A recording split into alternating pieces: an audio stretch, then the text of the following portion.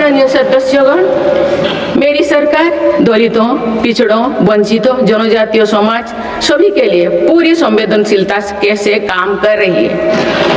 सबका साथ, सबका विकास का विजन देश के हर नागरिक के जीवन में सकारात्मक प्रभाव ला रहा है।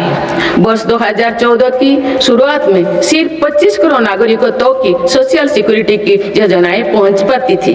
सरकार के प्रयासों में निरंतरता की वजह से आज करीब 95 करोड़ भारतीयों को सोशल सिक्योरिटी। गरीब मरीजों के लिए प्रारंभ की गई आयुष्मान भारत योजना से बीते वर्ष तक देश भर के अस्पतालों में 11 करोड़ से अधिक मुफ्त इलाज किए जा चुके हैं।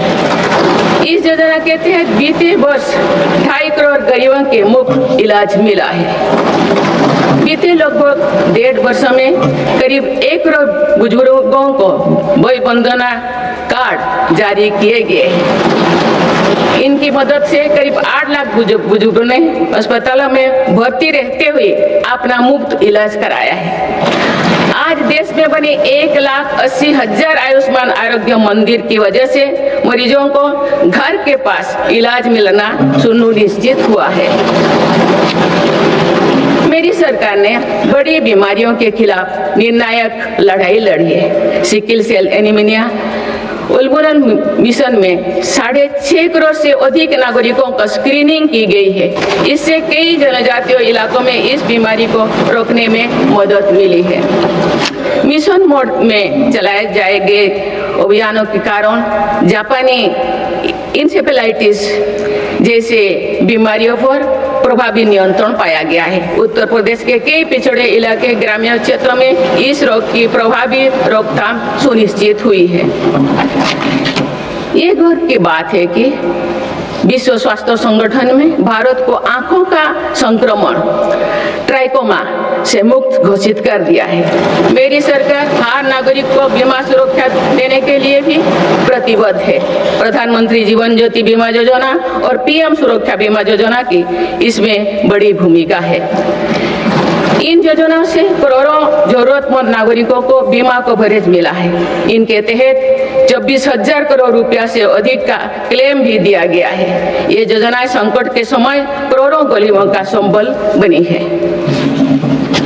माननीय सदस्यगण, मुझे ये देखने और उद्यमी विकसित भारत के निर्माण में अपनी भूमिका का लगातार विस्तार कर रहे हैं। बीते वर्ष के उत्साहवर्धक आंकड़े इसका प्रमाण है। पिछले वर्ष में भारत ने रिकॉर्ड 350 मिलियन टन से ज्यादा खाद्यान्नों का उत्पादन के साथ भारत दुनिया का सबसे बड़ा चावल उत्पादन देश बन गया है। हमारा देश विश्व का दूसरे सबसे बड़ा मछली उत्पादन देश भी बना है। ये ब्लू इकोनॉमी में देश की सफलता को दिखाता है। दूध उत्पादन क्षेत्र में भी भारत दुनिया के सबसे सफल मजबूती का परिणाम है।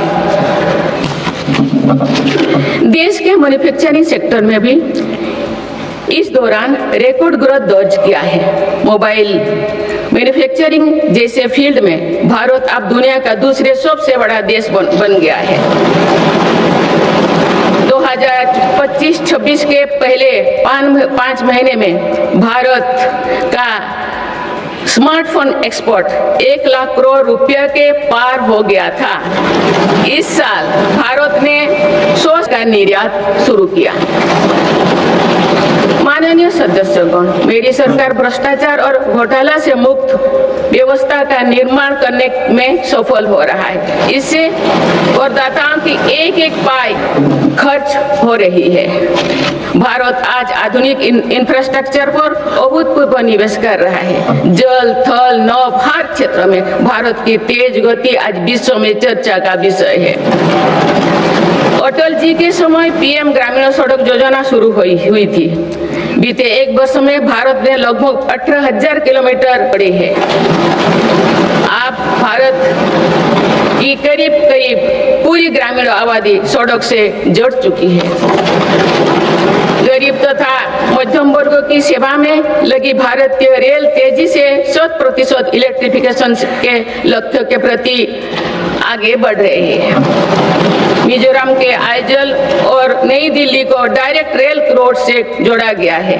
बीते वर्षों जब आइजल के स्टेशन पर पहली बार राजधानी एक्सप्रेस का आगमन हुआ तो स्थानीय लोगों के उत्साह ने सारे देश को प्रसन्नता से के भाव से जम्मू कश्मीर विश्व के सबसे उच्च रेलवे आर्च ब्रिज, चुनाव ब्रिज और तमिलनाडु में नई पोंगन ब्रिज का निर्माण कर भारत ने इंफ्रास्ट्रक्चर क्षेत्रों में एक कीर्तिमान स्थापित किया है। आज जम्मू कश्मीर से केरल तक 150 से ज्यादा वंदे भारत ट्रेनों का नेटवर्क खड़ा हो चुका है। कुछ दिन पूर्व ही वंदे भारत ट्रेनों के नई पीढ़ी का पदार्पण हुआ है। बंगाल से असम के बीच वंदे भारत स्लीपर ट्रेनों की शुरुआत भारत की रेल प्रगति की नई उपलब्धि है। भारत के मेट्रो नेटवर्क पर भी देशवासियों को गर्व है। 2025 में भारत का कुल मेट्रो नेटवर्क 1000 किलोमीटर के ऐतिहासिक आंकड़ों को पार कर गया है।